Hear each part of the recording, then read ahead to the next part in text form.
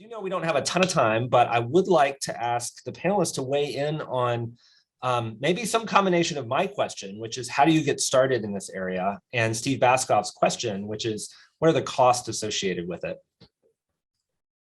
And I'll let any of our panelists respond to that.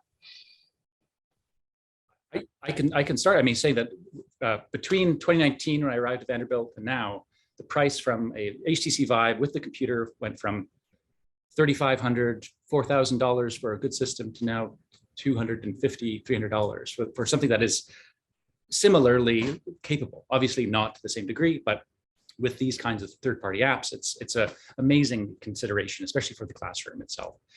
In terms of timeline, it's rather user-friendly, as Ole was saying. The material uses a little bit of hand-holding, but it's quite easy to get into.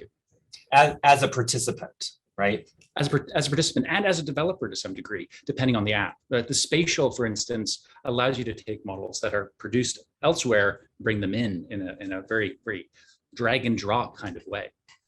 As long as you give your data to Facebook. Yes, that is the other issue.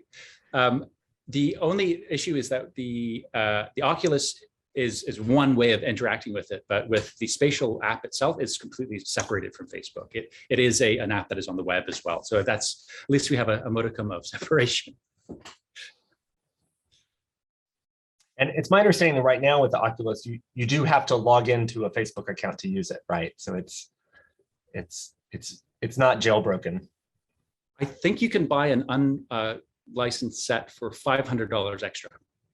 That's the price of your data. Yeah. Man. I'm curious what people think they might want to do with it. So like I've really enjoyed, I was also a client for Bobby and Ole's class and enjoyed that process. But we've been thinking outside of that about how we might, what you might need to make a platform on top of what's publicly available, what Vanderbilt might provide to make it easy to get into the kind of things that we want to make easy, multiple users, the ability to be in a headset, but also maybe hold up an iPad to look at it, and sort of thinking about what the optimal learning platform is really feeds on projects like Bobby and Ole's, but also just a sense of what people want to do. Eric, do you want to vocalize your question? Sure. Yeah, I just, I'm someone who's interested really probably more philosophically than anything else in open source software and, its viability. And I know that, there's a good reason for profit-driven software and, even in education, that's not necessarily a non-starter, but I am always interested in, the viability of like open source alternatives. Are there any out there as far as anyone's concerned? Because that certainly makes the barriers to entry easier for me. I feel less dirty, I guess, you know what I'm saying? I don't know if I would call it open, completely open, but there are alternatives. You can use, Steam VR, you can use that. On the other hand, I really haven't looked into how much of your data and what happens to it. And even if I did look into it, I'm not sure that I would get the truth. So no, I realize it's a continuum for sure. That's why the focus on, truly open source is because then it's auditable. And it's not even to say that it always is audited, even if it's auditable, but at least that possibility is there. Yeah, for sure. That's good to know though. Thanks.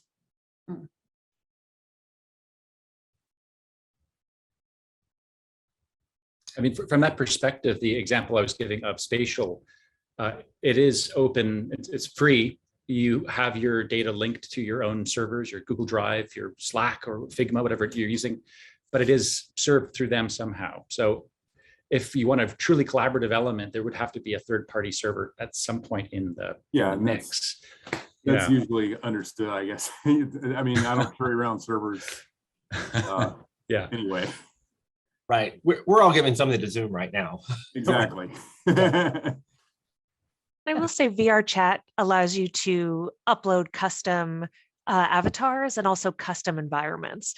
So you need a certain social ranking and, but and hours played, but I could upload this lake house into VR chat and have other people join me here.